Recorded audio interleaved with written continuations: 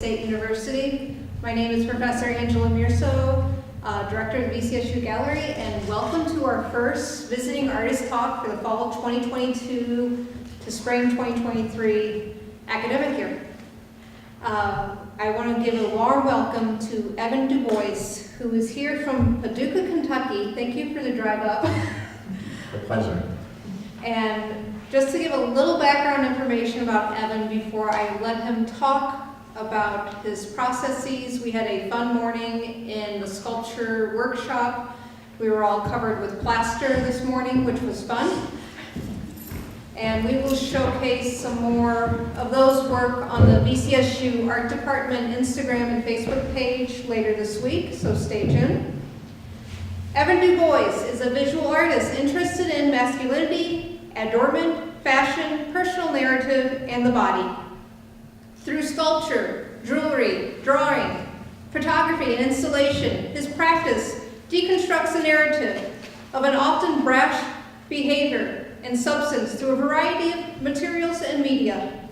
Evin earned his BFA in Fine Arts with an art history minor from Columbus College of Art and Design in Columbus, Ohio, and recently earned his MFA in sculpture with a graduate art history minor from the University of Illinois Urbana-Champaign, which I know that area very well myself. He has exhibited his work nationally and participated in symposiums, workshops, and residencies in the United States and abroad. Currently, he lives and works in Paducah, Kentucky as a faculty in Sculpture 3D at the Paducah School of Art and Design at West Kentucky Community and Technical College. Please give him a warm welcome before he starts his talk. Hi everyone. Thank you for having me. Are we gonna have the lights off or? I don't know. Yeah, we'll get. It's your guys' call. I'm fine with them on or off. No, that's not it. It's not? No, it's on the other side of the door. Hey, can everyone hear me okay? Just making sure? Cool. Oh, there we go. Yeah, that's much better. Even a little dimmer makes this stuff look better. Okay, so thank you for having me. I just want to thank everyone here at the college. You guys have made me feel so welcome. I came about a month and a half ago, did the drive up with all the work, and nothing too extensively got ruined or anything. As an artist who works in sculpture, that's always the key thing, is how the hell do I fit everything in a car and get it to the destination.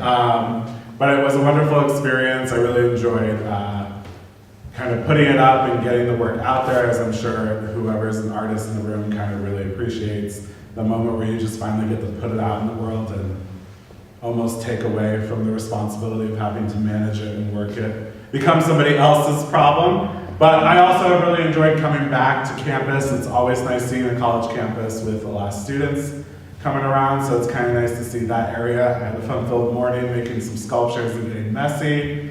So it's been a really good experience, and I just want to thank Angela for hosting and all the other faculty that I've gotten to meet here at the institution. So thank you. I'm going to start my talk today kind of talking about the trajectory of my career so far. Hearing my bio reminds me that I do need to update it and say I didn't recently earn an MFA, but I think coming out of school and then having COVID, I don't really know what happened in those 3 years. I'm sure many of us are like that, so I think I need to update that. But I think what is a positive of that is, in the grand scheme of things, I think I am somewhat still considered an emerging artist. I am someone that's only a few years out of school.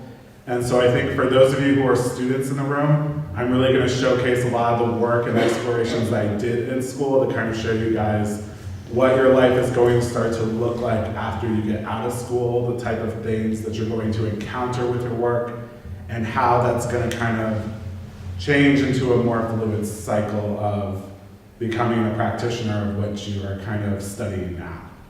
So I'm going to start with a clip that kind of more relates to the work in the gallery, and then I'll kind of start talking about my history and start talking about some of the previous work I've made, and then kind of segue into the work that you have in the gallery. If any of you have a question at any point, please feel free to raise a hand. I don't mind interruptions. And also too, I'll answer questions at the end. Sound good? All right, let's start this clip now, and I just kind of want you to think about this clip while I'm kind of segueing through the rest of the slideshow.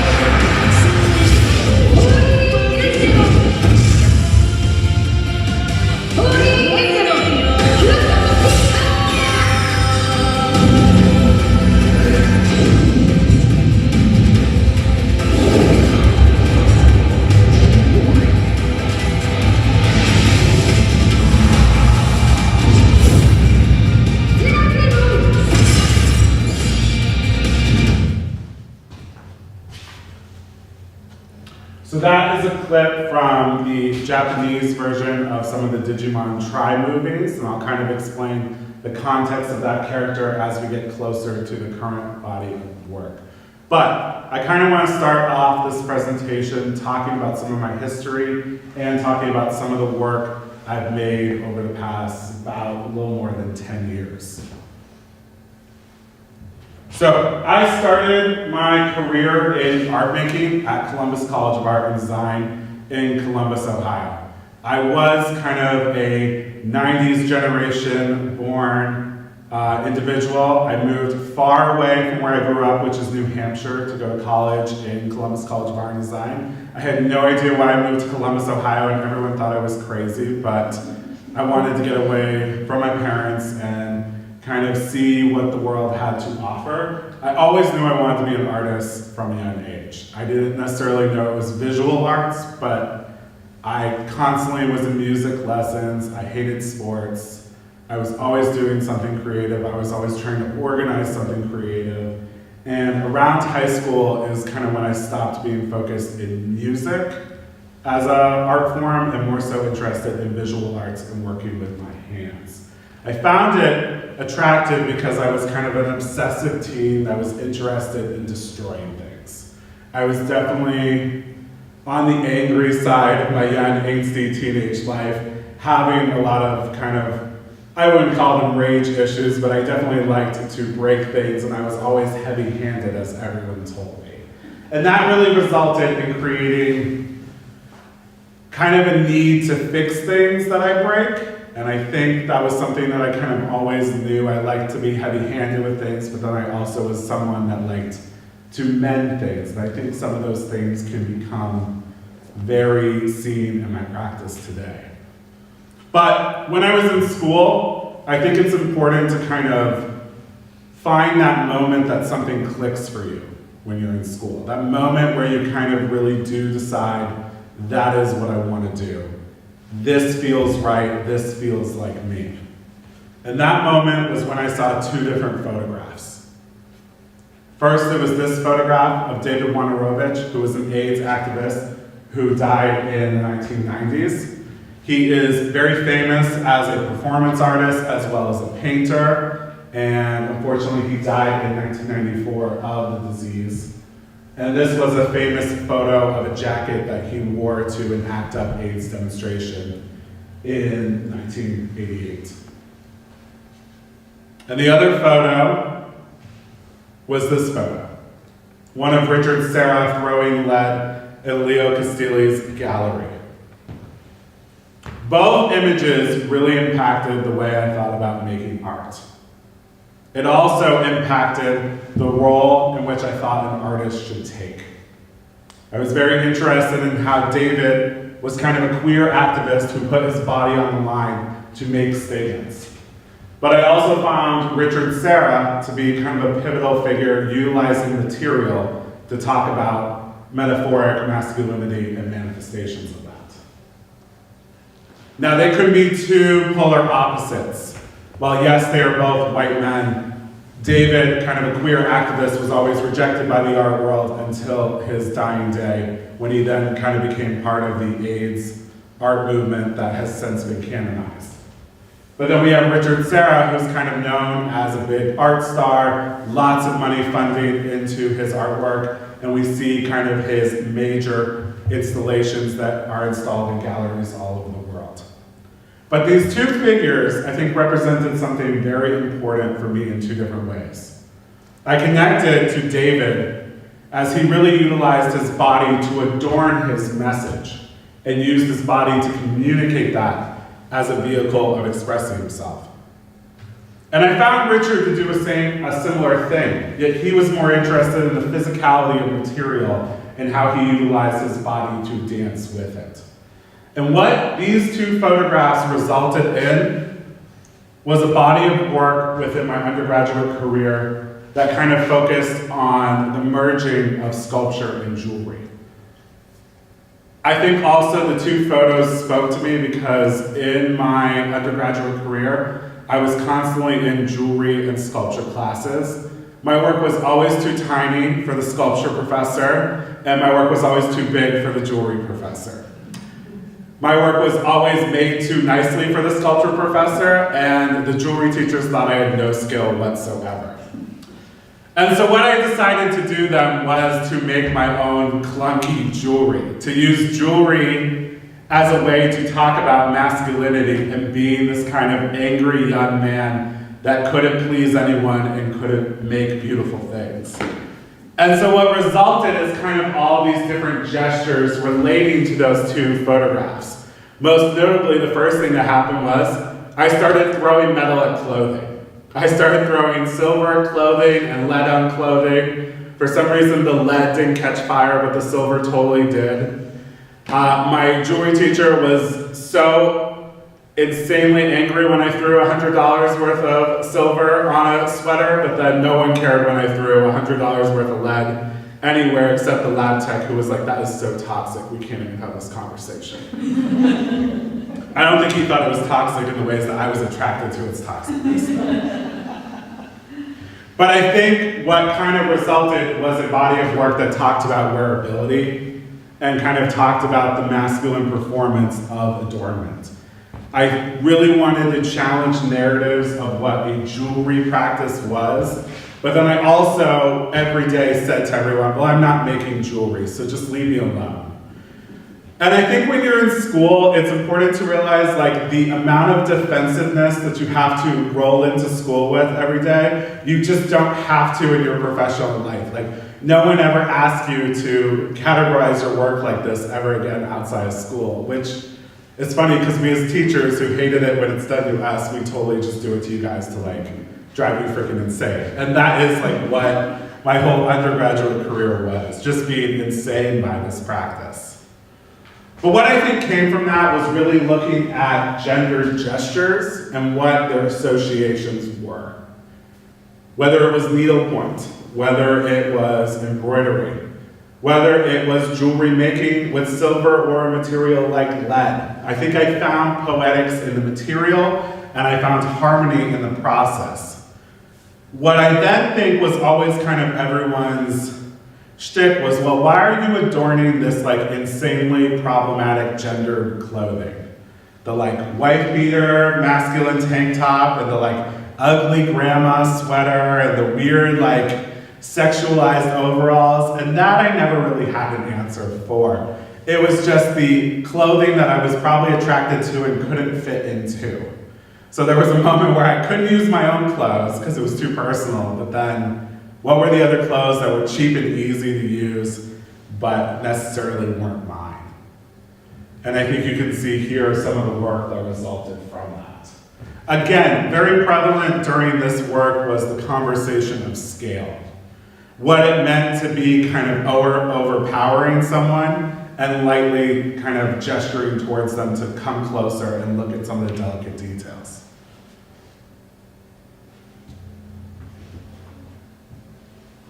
It also combined a lot of jewelry making processes with larger sculptural processes. And again, it was always this conversation of like being too skilled for sculpture and not skilled enough for jewelry. It's just a whole different language that I've lost my mind over trying to like create perfect harmony with. And I still don't know that I've mastered that. So when I got out of school, I did what most students do and have a complete nervous breakdown about how you're going to pay these student debt back. And of course, I just took internships because no one would actually pay me anything to do anything art related. So I did internships. I worked at Olive Garden. I worked at Lowe's. We all have to do it, but we all, do it.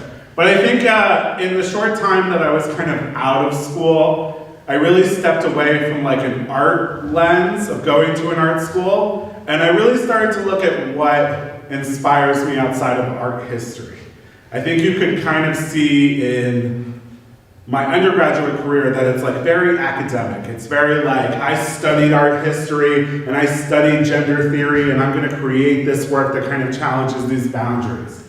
And then when I got out of school and no one talks to you about theory, they're like, well, what do I actually like? And the real reason is, or the real thing that I like is meatloaf. I'm like really sexually attracted to meatloaf. And I love that like my dad also loves him some meatloaf. Meatloaf then became very problematic, and me and my dad, still loved him, even though we both thought very different things about his problems. As I said earlier, I was someone who watched way too much TV and snuck way too much TV that I probably shouldn't watch.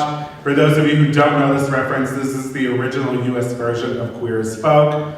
Something that now with the current Queer as Folk on Peacock, we're all saying, wow, that was problematic. But it still was kind of groundbreaking for the time and had some really interesting things. I started to really look at a lot of queer characters that started to really inspire me, whether it be Meatloaf, who is straight but kind of has a machismo, flamboyant posture, to the actual straight people playing gay characters on TV to talk about queerness, to then looking at the real queer representation of that TV show, which was Debbie. Again, if you guys are looking for a TV series, the original Queer as Folk is great. And of course, it always goes back to Buffy and who we're going to choose. And anyone who's of a certain age in this class, you guys are just nodding your head because you know. But we never watched Angel, right? Yeah, exactly. It's a very, very hard thing to communicate to people these days. But I think then that kind of then goes to some of the current manifestations that we have of queer culture in our society today. And the fact that I'm still kind of obsessed with that. I'm kind of obsessed with these characters that just kind of show up in queer depictions of the body, queer depictions of what like gender roles should be, and somehow it's always a kind of narrative of a savior complex. Kind of a hero coming in and somewhat saving a person who needs help or a person who needs saved. And then also to kind of queering that narrative because ultimately the hero fails and it's the person who needs the saving that kind of provides the alternative route to the solution. And I think that narrative has kind of always stayed with me.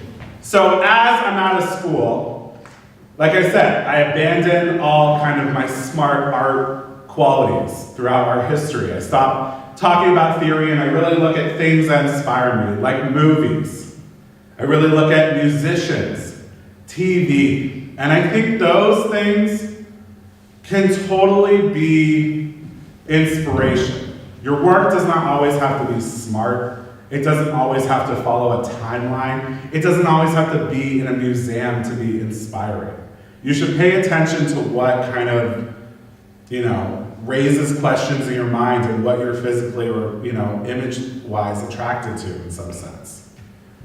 And I think the next gesture of what my work turned into when I was in grad school was starting to make kind of sculptural gestures or adornment gestures for these characters.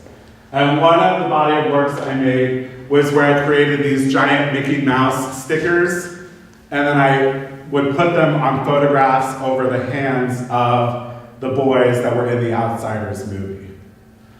What I liked about the Outsiders movie, it was pure toxic masculinity, the 80s, Brat Pack, Tom Cruise, Rob Lowe, Patrick Swayze, just everything sexy and problematic at the time. But at the end of the day, it was like a beautiful story of like brothers raising brothers. Where were the parents? These kind of beautiful forms of friendship that then turned into a family unit. I love these photographs because it kind of showed an alternative family portrait that I think kind of symbolized some of the queer qualities that I was searching for in family units and family structures, and also friend units and how they became family structures. At the same time, I was collaborating with a jeweler named Bruce Metcalf, who was very prominent in the 80s, mostly because this woman right here bought a bunch of his work. And so what I did is I printed off photographs and I took his pieces and I then like juxtaposed collaborated pieces with plexiglass onto the photos. And so I was kind of creating new pieces of jewelry for this woman to wear that was a collaboration of me and him. I was basically trying to insert myself in like a conversation that I wasn't even alive at when it was happening. And that was me kind of trying to justify my work as like jewelry and craft and kind of trying to get into a field that like no one would ever let my work into, as I think you can see. And I think what a lot of that work did was it opened me up to kind of a narrative that I was interested in and also kind of sexually interested in. And that was the narrative of the angel. And I think I gravitated more towards the narrative of an angel, looking at individuals like Pygar from the Barbarella series, not because I was attracted to the religious connotations of it. I was more attracted to the sexualized fantasy qualities of the angel and how it kept appearing through pop culture. I was also interested in it as kind of a manifestation of materials that could kind of shift based on the body it was inhabiting. And I was always interested in how angel wings, physically like the feathers that come out of bodies, interacted with clothing. And this is some work that I made during my freshman year of grad school, or my first year of grad school, I should say. And for those who are looking at this, they're made with a vacuum former, where I was vacuum forming costume wings and shards of mirrors into clothing. And then I was ripping the clothing out so it was absent. And I was cutting it out with a jeweler's saw, because they're really tiny, they're only like that big. That summer, after my first year of grad school, I went to the Netherlands to study with a famous jeweler, Root Peters. He does this workshop that is in the countryside of the Netherlands in a town called Ravenstein. I believe you might know where that is. Yeah. I remember you said you were from the Netherlands, right? Yeah. So his workshop is in Ravenstein, which is a small little town, about an hour and 20 minutes east of Amsterdam. Probably. Yeah. East of Amsterdam. It's definitely east of Amsterdam. Yeah. And his workshop is kind of all about pushing artists to think about wearability and craft in a different way, and looking at how you can shift materials to kind of communicate different narratives. His workshop is also too about pushing you out of your comfort zone and taking away any sense of like a tool. Like there's no fire available, there's no hammers, there's no like rolling machines that bend metal easily. All you got were like sewing needles and paintbrushes, and that's really what enabled you to work. He kind of took away all these things from you and said, well, what are you going to make art about now? And for me, he took away my images. He took away the images and the posters of Meatloaf and like the cartoon characters and postcards I had in my studio. I no longer could like point to a photo and say, That's what I'm talking about. And when I'm like halfway around the world, okay, Europe is still a lot like the US, but the point is meatloaf doesn't really have the same importance in Europe that he does here. And like, not as many people are watching Digimon like I was. And a lot of them were a lot older than me, and some people were from China and Japan, and they sometimes got the reference, but I had people, you know, from other parts of the country who like had no idea what I was talking about. So like, while everyone thought it was hard to make work without a hammer and make work without tools, I found it really hard to make work without an image of myself, or the images that I was attracted to. I could no longer make reference points. I had to make the materials make work. And that was really challenging. And I think going to his workshop as a student was really helpful because it made me realize not everyone is going to understand what you're talking about. And that your job is not really to convince them your work is valid. Your work is to show them your reference in a way that they can feel the same sense of comfort that you feel when you look at it.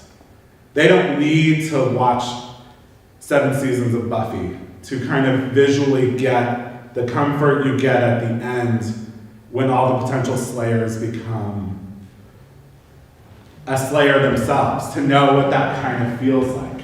And so I think as a student, that experience was really valuable. It also taught me to completely get out of my comfort zone and like abandon all sense of what art is and what art could be, and really look at certain materials that attracted to me. If you're wondering why everything is like these t-shirts, we were instructed to bring a large amount of a single material. And so I went to Walmart and I bought about like 5 packs of 5-pack, you know, white tank top material. And so that's why I kind of have an overabundance of these materials. And so what happened after that is I returned to grad school and I just kind of threw away everything in my studio that reminded me of an image. I threw away all my kind of reference points. I threw away all my postcards. I didn't throw them away. I like shoved them in books and put them on a bookshelf, and then I put a garbage bag over the bookshelf because I was about to get plaster on the bookshelf, so, you know. And then once I kind of got rid of all of that, I started to limit my materials. And I said, I'm only going to use these 3 materials to start making things. And what I started to do was make these kind of bodies as well as these wing forms out of chicken wire and plaster. And these are some of the works that came out of that. I think whenever you kind of get in a studio rut or you kind of don't know what to make, you should just throw everything away or clean off your table and just make something weird out of a piece of trash. I think you should pick up a material that you bought that you only needed a cup of for a single moment and then make a whole body of work out of it. This work wasn't expensive. It fell apart every single time I moved it. But what I liked about it, it was quick, it was cheap, and it allowed me to channel emotions into a material that you only had a small working time with. It allowed me to work in parts, kind of find broken things and start to put them back together. I realized that as heavy-handed as I was, I loved as an artist to break my own things that I made. And then I also loved to put them back together. The nice thing is I made a shit ton of work. Not all of the work ended up in a gallery. Not all of the work was seen by somebody that was in my cohort or even some of my professors. I would make things because it was so cheap to make and then I would throw them away. But some things, they were more sophisticated. They were more gestural and they had more of an important quality to me, and I would put them up for display.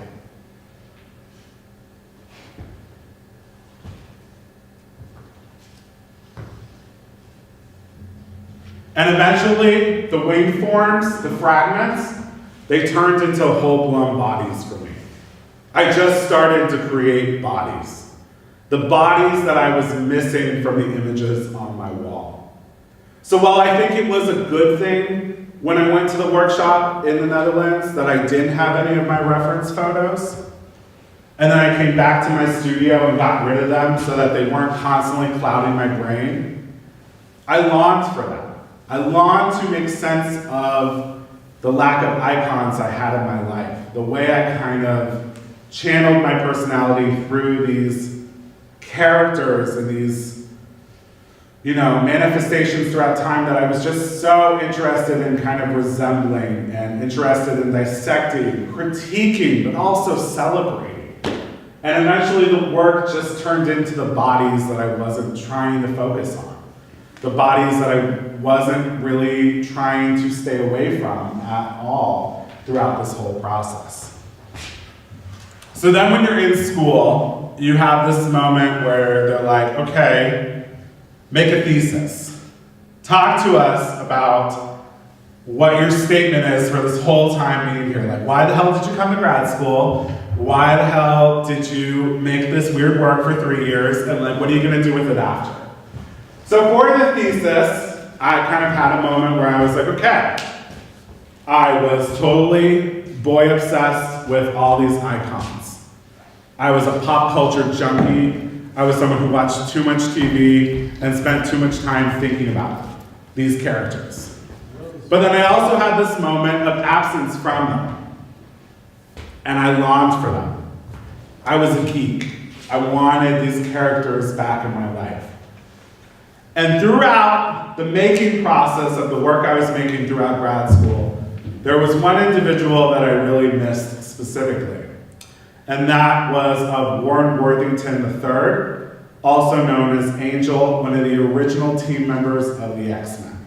And yes, I am an X-Men fan. So, I designed my thesis as a love letter to him. And I wrote, "Dear Warren and any others that will listen, it wasn't always about you, and it was never just about me. But it somehow became about you and I." And what I did is I started to break down the things that I was attracted to him by in an artistic form. So this was the moment where I decided to make my kind of obsession with pop culture, comic books, celebrities, cartoons, into an academic exercise. The moment I had to make this smart so my teachers would give me a degree and I could go join the capitalist workforce, all that. And so I started to break down why I was interested in him for some certain signifiers. I was attracted to the way he kind of barricaded his wings underneath his clothing. I was interested in all the movie depictions of him cutting off his wings, grinding them with a cheese grater, and the kind of scabs and spores that were left on his body. I was also super interested in the fact that he had to get undressed to unleash his superpower. Most of the times, these superheroes are just able to change into a uniform, and you don't see that process. But for him, you had to see how his clothes got ripped off, his sexy body came out, and then the wings just flurried. I was also interested in how he tried to contain his wings, whether he put them in a harness, tied them down, or kind of tried to make them invisible, whether he became a hunchback after he covered them with his coat. I got interested in how he joined the X-Men, took on the kind of fight that Charles Xavier had for him, and then how he was corrupted by Apocalypse later on in the storyline. How he adorned his uniforms with the X-Men insignia, and also when he left the X-Men, how he took on the symbol of the halo to put on his uniform.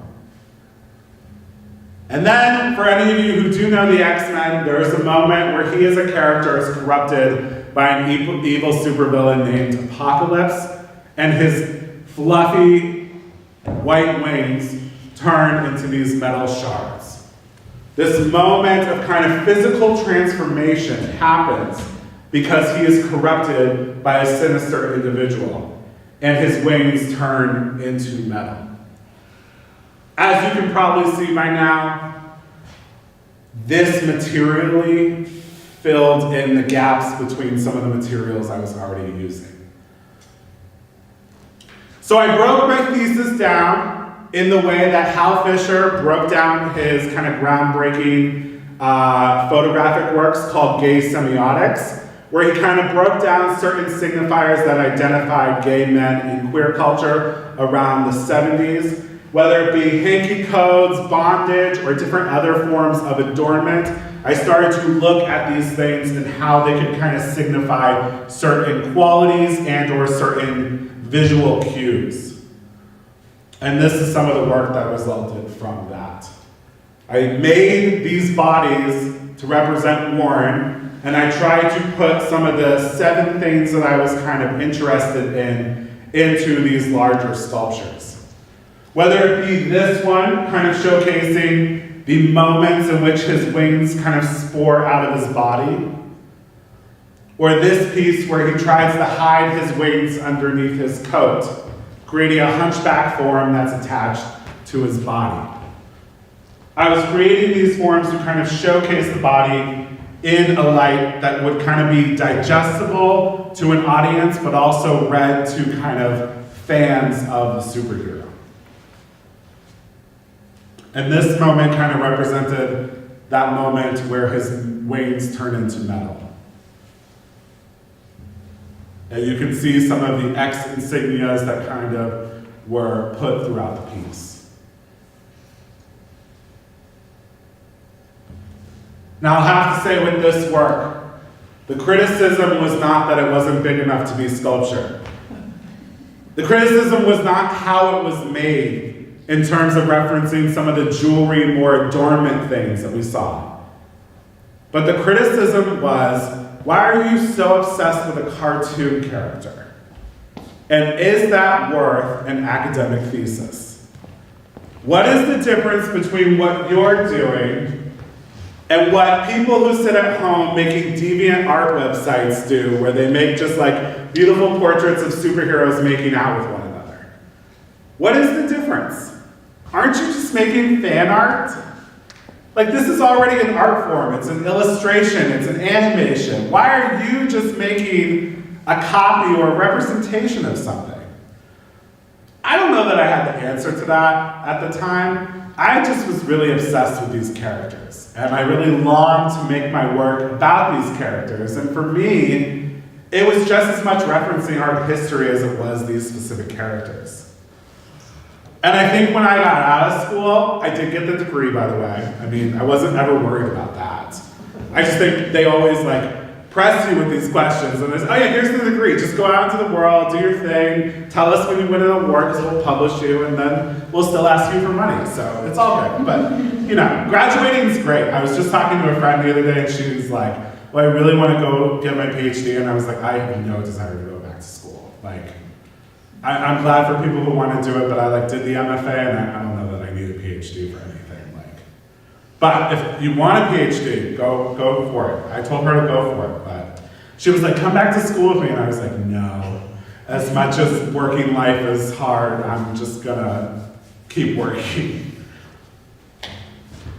So when I got out of school, I did kind of move around a bit. I got a weird job in Nashville working as an admissions recruiter at a school. I ended up getting a teaching job later on that I'm still at currently at Paducah School of Art and Design in Paducah. But when I got out of school, I did a lot of traveling. A lot of that was because of the job I had, but also too, when you get out of school, you don't have to like go to school, so you can just travel. I mean, yes, you have to work, but like what no one tells you about being an artist is that the benefits are that you get to travel. The benefits are you have a really like mobile situation and that you can go anywhere if you can find work. Now the finding work part is really hard, and I'm not taking away from that because it's super hard. But when people ask you like why I become an artist, just tell them like I don't want to sit still. And they'll totally understand that because a lot of jobs are just sitting still. It's the same thing with teaching. Teaching does allow a lot of getting up and going to do things. But one of those times when I got to travel, I went to New York City, which is something I used to do before the pandemic often. And I went to go see this exhibition at the Met, which was called Heavenly Bodies, which they kind of coincided with the Met Gala. For those of you who don't know what a Met Gala is, it's that big fancy day where all the celebrities wear a themed outfit with the Met Museum's exhibition. And their Heavenly Bodies exhibition, obviously I was attracted to because of all the angels. I realized at this moment a few things. A, I realized I was attracted to religious imagery without being attracted to religious narratives.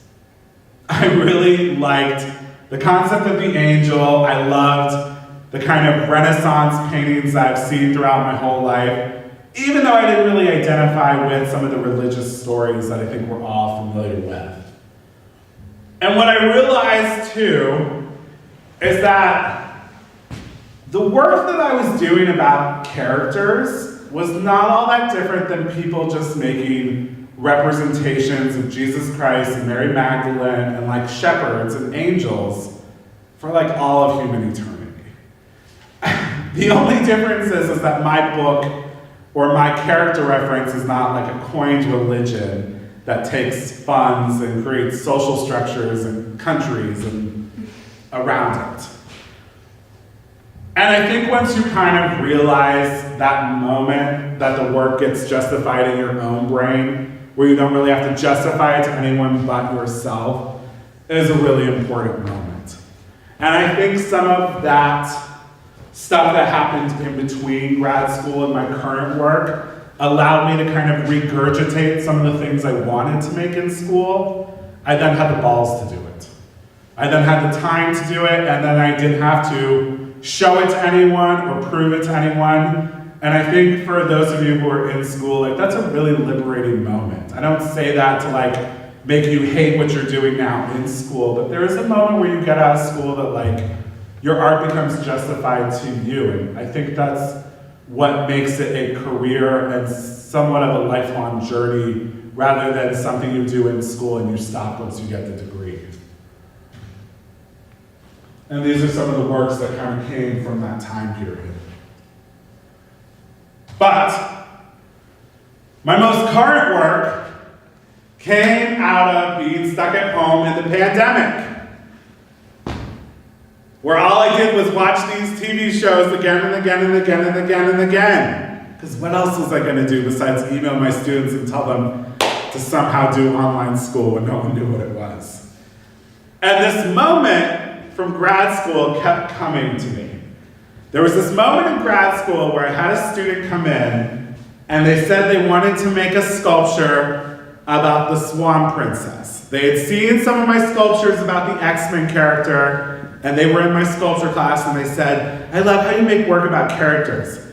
I want to make a piece about the movie The Swan Princess. And again, it's like a 90s reference, but I think it's on Netflix, so I encourage you guys to watch it.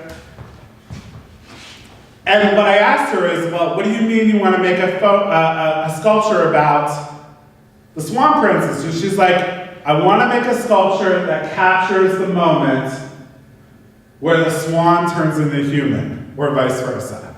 And I said, okay, well that's hard. You make sculpture, which is a physical thing that does not change over time. And so what then she said, well then I need to capture that energy into a still object. And this was a moment when like a younger student of mine helped me make sense of my own work. Now this was the work she made. And I love this piece, and I always include it in my student work portfolio, and everyone's like, why do you put that thing in? I don't really understand it. I was like, it means a lot to me. She made this piece, and I think for her, this piece sought to kind of hybridize that physical transformation. And I realized, I think during COVID, as I looked back on that experience, that's all my work has been doing for like 10 years, is trying to capture in frozen form physical transformation. Whether it be the transformation of the material hitting clothing, or the transformation of the character's wings turning into metal. I'm constantly interested in how things change, evolve, and are always in flux. And during that narrative, I started to watch this TV show in particular. Hey, get ready to run.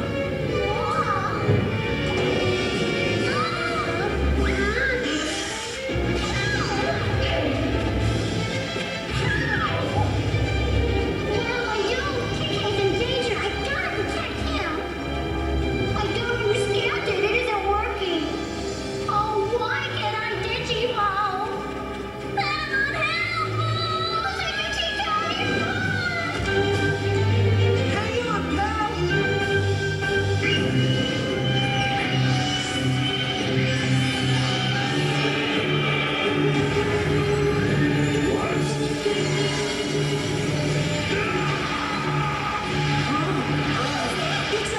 It's Paramon! He must be Digimon!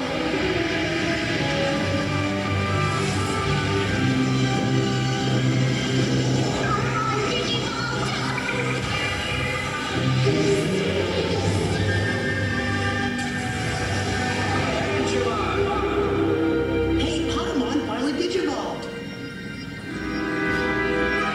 That's super cool!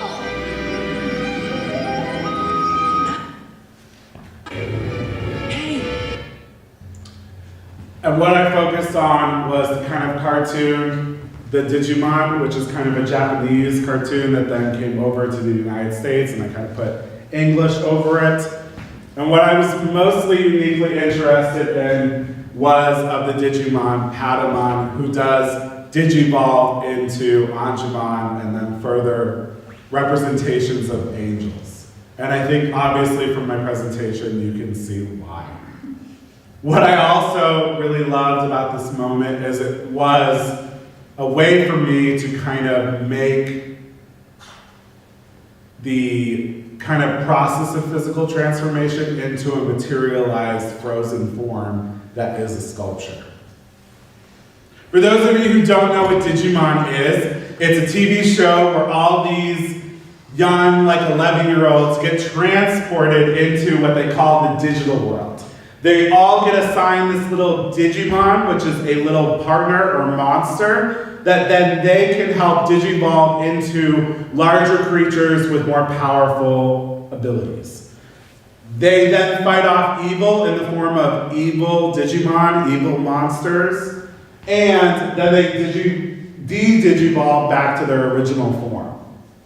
They mostly do this when when they have enough food in them, because they have the energy to digivolve. They can't digivolve when they don't eat, which I find to be an interesting narrative also. And my interest was not only in the Digimon Patamon, which you can see in the end, but also his tamer, which was named TK. TK was the youngest character out of the bunch that we see here.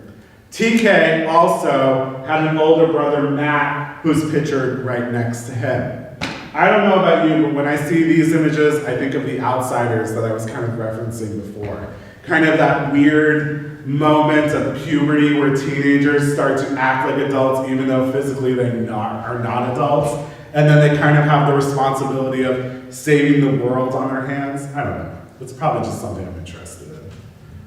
And this is the kind of the relationship that we see TK with his older brother. Again, when they got transported to the digital world, there were no parents. So kids who are a little older than other kids become parental figures to these younger kids. And I thought it just kind of created a really nice narrative around masculinity that I was also interested in. And of course, they're always fighting some type of evil, some evil monster that's going to take over, destroy them, and kind of make their world a living hell. But what I was also mostly interested was these sequences of physical transformations. Like the video I kind of showed you at the beginning, you kind of see how the Digimon just kind of engulfs out of this white light and kind of transforms into a whole new monster. If anyone has watched some of the later seasons of Digimon, they got a little crazy where the human tamers started to merge with the Digimon themselves and become these kind of digital monsters. I have to say, the later seasons of Digimon are not my jam, but I really do appreciate this Digimon sequence of kind of seeing them morph into these monsters. I think I'm kind of interested in like hybridizing monsters and weird mutants, people with a lot of like physical weirdness going on. And I think it related to some of the other things that we see, that kind of shifting physical transformation, that with the Power Rangers. And then, for anyone who's watched Pokemon, you can like force a Pokemon to evolve into a different thing based on a stone that you hold up to it. And I was obsessed with these like diagrams that I started to see everywhere of like all the things one Pokemon could turn into based on the evolutionary stone that they used. And I understand that if you guys don't understand these references, it's a little confusing, but like visually you can kind of see how things transform into other things, and I found it totally fascinating. And then you can kind of see here too how those transformations then signify stronger abilities, more importance, different symbolic gestures towards other things, and how they become bigger and kind of a way to fight things. I think also too, this is the time where I became super into fan art. The fact of the matter is that questions I wasn't able to answer in grad school, I revisited as an adult. I revisited as someone who was far away from some of those trauma areas of having to explain my work. I started to realize the kind of benefits of cosplay, the way we kind of utilize costume and fan art to kind of create the narratives that don't always exist. And I think for me, it comes out of being a part of an expanded universe. And artists kind of being interested in the fan culture of things that kind of expand upon the storyline that already exists by the creators. I like the fact that there's like 1 million Star Wars books that deviate from the Star Wars timeline. I like that there's all these weird posters of like cartoon characters making out on Etsy. I think that's cool. I like that people can utilize art to kind of express other art forms. And I like how accessible it is in terms of fashion, how we can kind of buy t-shirts with this art on it and kind of relate to our characters. And that's really what the body of work that you have in your gallery comes out. Being obsessed with that specific narrative of good versus evil within the digital universe.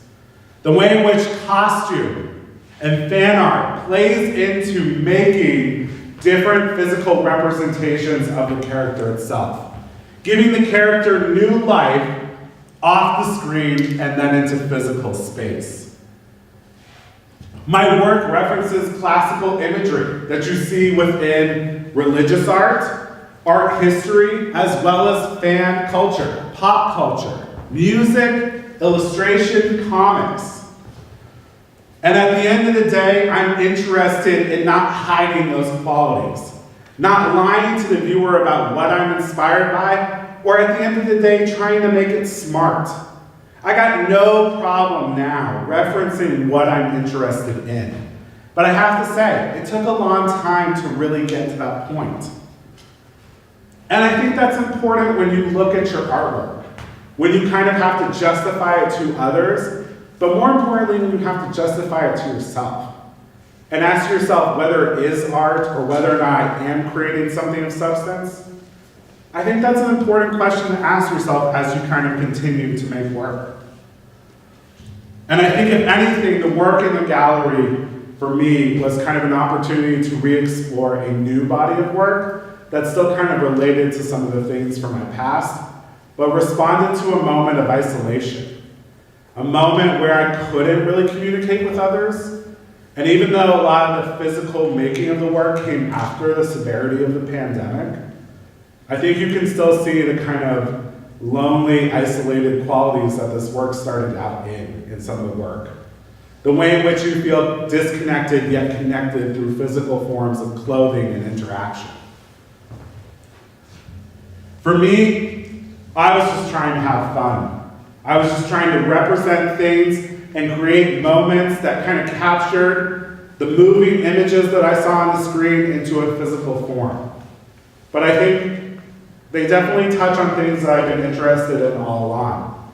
Materials, masculinity, representation, gender, the body, how we identify. But I'm also interested in story, narrative, beginning and end, conflict and resolution, metaphor, and material. For me, I make work because it's the only way I can kind of get all the craziness out of my head to make somewhat sense. And if anything, it never answers a question. It just proposes a new one.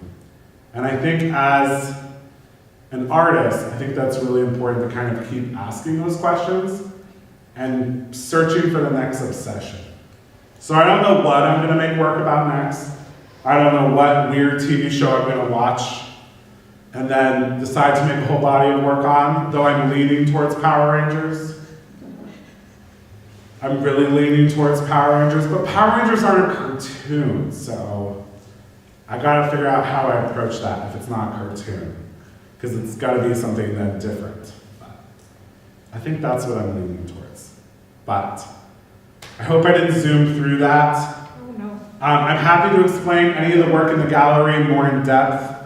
I'm happy to talk about any of the materials more in depth for those of you who want to know more about sculpture. But I appreciate you coming to my talk, and I'm happy to conversate with you guys more about this. Thank you. Thank you, Evan. If you have any questions, I know there's like a QR code if you don't feel comfortable saying it out loud, because I understand. But if you do feel comfortable asking a question, folks, at this time, and I know Evan needs a drink of water. It's a lot to talk about in an hour. Yeah. My first question actually is for you, Evan. What advice would you give to non-majors in art? Like, Oh, I haven't thought about that. Non-majors in art. Well, you have the best of both worlds. You can make art, but then you have to answer the questions academically that the art majors have to answer. So you can just kind of enjoy the routine of materially making something, which I don't know. I think a lot of artists yearn for, sometimes not always wanting to explain it and just wanting to do it. I would say take advantage. I think there's a lot of really valuable things that come from learning how to make things. It's problem solving. It's not math equations, but it's pretty damn close. And at the end of the day, it will help you build an IKEA shelf faster. And really, isn't that all what we want? No, I think art has valuable skills to teach people. I think there's a reason art is used within therapy, within physical therapy, in terms of treatment. I think art is a really great way to express yourself and to get obsessed with something that's monotonous and routine-like. Making art is just like running. If you don't run for 6 months, you can't go and run 3 miles without getting winded. I don't care what physical shape you're in. If you don't practice it, you're not going to be able to continuously do it the same way. As an academic, I struggle with that. I don't always have time to make my work, and sometimes there's large moments of non-making, and I think that's something that all artists struggle with in terms of figuring it out, unless you're rich and you can just spend all day making work. But not many people have that luxury. But that would be my advice I give to non-majors. It's actually really interesting that you made the comparison with math, because I know that a lot of world-famous scientists could have been professional artists in their own right, because there's a level of creativity apparently in thinking outside of the box and doing new approaches, that there must be a common approach in your brain somewhere. Yes. Because a lot of famous scientists would have been capable of becoming an artist in their own right. I think the scientific method is all 90% art related until the conclusion. I don't know. I don't think artists have to provide conclusions or facts as much as scientists do. But I could be wrong in that I don't study science. I think artists have a little more of a leeway with what the conclusion or the end product is, whereas science has to, I don't know, generate something or... No, it's more constricted Right. in the sense that what the purpose is. Right. Yeah. And I think artists don't have to do that, but I think in terms of throwing it all at the wall and seeing what sticks, That is what artists do, and what I think scientists have to do. I mean, Yeah, we can do it, but then we have subsequently to explain why some sticks and others don't. yes. And how that relates to our natural world. And I think art school does that, but then it's more so a question of aesthetics. And like opinions and what it references and whether or not that means it's good or not. What other materials are you hoping to tinker with? Or just, is there a material you're hoping that you haven't tried yet to tinker with? I want to get more into ceramics. I have a weird relationship towards ceramics that's kind of trauma built. That doesn't need to get talked about in this talk though. I do teach ceramics at my school, but I am by no means an expert. I am just kind of filling in until we get enough students to have a real ceramics professor. I would like to get know more about clay. Clay is like a lot like science. Like you really have to understand like chemistry and like formula. It's like cooking. I mean, you can tinker with it all you want, but at the end of the day, like stuff will break and you will do stuff wrong. And me, I like to work with broken things. I think we've established that. So like, I don't mind when stuff cracks in the kiln. I think it looks beautiful, but there is like a certain, you can't overcook clay. That's bad. Like it will decompose and it won't do what you want it to do. I would like to know more about clay, but I also hate clay for a lot of reasons. It's a very frustrating material to work with, but I'd like to get to know clay more. I don't know. I always say I want to like get into video art so I can make videos, but I really hate computers. And like I don't get stimulated by computers or 3D printing. Like even 3D printing like just doesn't interest me at all. Like I can just stare at it and just be like, I don't care. I don't care. Don't talk to me. I don't care. Like when I go to the Verizon store, I'm a nightmare.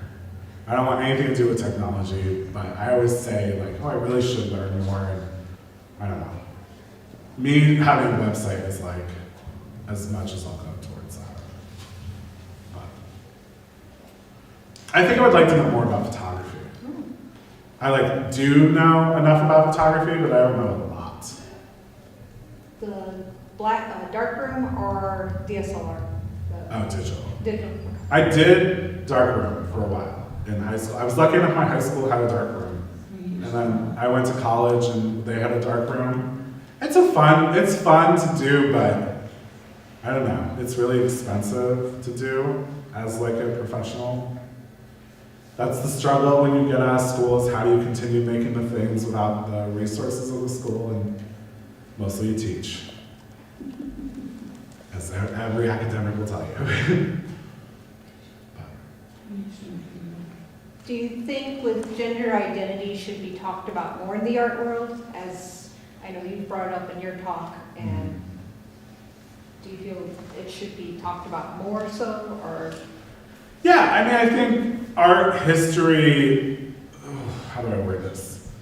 There's like a lot of people that want to say if any part of critical theory, it's the arts that really raises some of the conversations about like gender ideology and format, but like, I mean, art history is super gendered and problematic. And I think it talks about gender when it has to, and I think it holds place for feminist theory, queer theory, critical race theory, but I mean, it doesn't embrace it enough to where it's like taught in school enough, I don't think. I wish I knew more about, I feel like I was taught a good amount of art history, and up until grad school I didn't get taught a lot about feminist theory within art history, queer theory within art history, and some of the movements that I think have been just not taught about. I did have one really good art history teacher that taught a lot about the AIDS epidemic and a lot of feminist artists who were kind of silenced around the area in undergrad, but it really took going to grad school and getting another minor in art history where I started to further understand it. This is also not reversed. How was I thinking about it? it's not just about knowing about the artist, but also how, you know, some of those subcultures subsequently Right. influence art, but also Right. influence society, because in some ways, problems get expressed in art first before we address them in Right. actual society. Well, I think too, like with the AIDS epidemic is a perfect example because the way I came to understand the AIDS epidemic was through the artists that were kind of participating in activism. They weren't really making physical artwork that so-called went in a gallery, but the activism kind of became an artwork in itself that was then critiqued. But that was a part of the culture, you're right, and it was part of the kind of demonstrations that were happening around that. It wasn't like art with a capital A that then was put in a gallery, but nowadays we do see it in galleries. We do see kind of protests and events end up being full-fledged exhibitions, the posters that come from that, the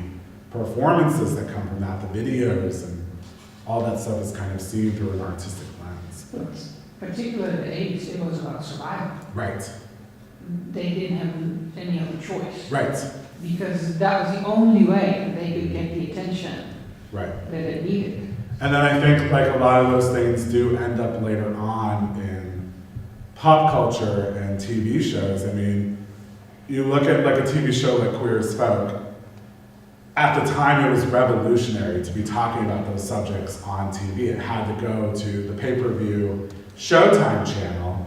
And now, 10 years later, we're talking about like, oh my God, it's so white, there's no representation. The way they talk about AIDS is super problematic, but it was like 10 years past the date of digestible to a larger audience. And so now we have a new representation of Queer as Folk on the Peacock channel, which if you guys haven't watched it, I encourage you to. It's a great series. I was actually very surprised how much I liked it. But I'm sure in 10 years we'll look at that with like a moment of like pure disgust and problems, and I don't know. I think things need to get introduced to the public a number of times to then get digested, and I think artists have a way of repetitively showing it to people.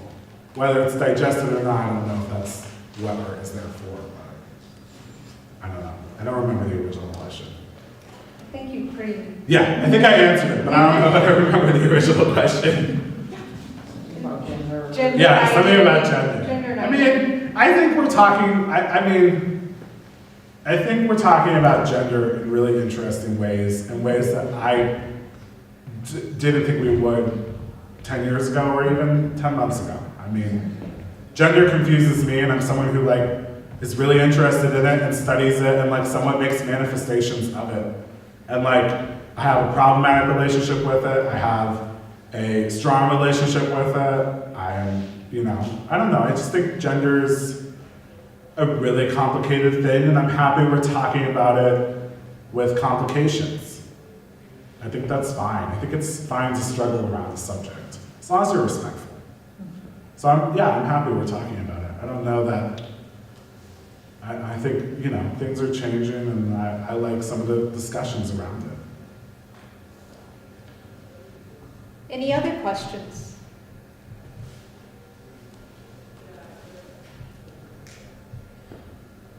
Do you have any advice for just our art majors? I have to ask that one. Really cherish school. It's like the last chance you get where you're like surrounded by people who like give a crap and you have resources available to you.